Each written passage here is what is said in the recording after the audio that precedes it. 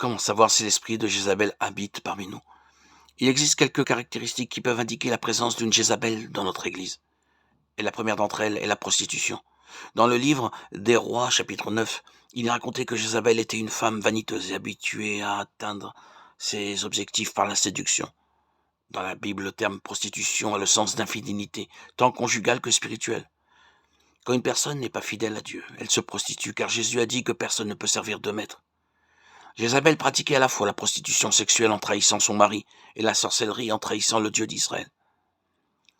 L'esprit de Jézabel entre dans les églises par le biais de personnes qui ne vivent pas une vie de sainteté.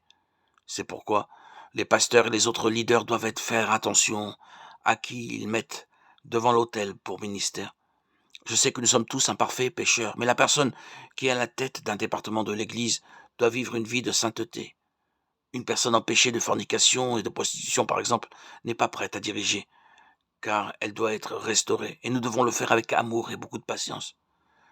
Ne jamais exposer personne en public. En plus de cette situation, il y a aussi la prostitution spirituelle. Beaucoup de membres d'église sont rebelles à l'égard de la communauté où ils se rassemblent. Des personnes comme celle-ci sautent d'une branche à l'autre, cherchant à trouver quelqu'un qui leur convienne, et chaque jour cherchent une église et un pasteur qui fassent leur volonté. Et lorsqu'ils ne sont pas satisfaits, ils créent des intrigues pour nuire au leadership.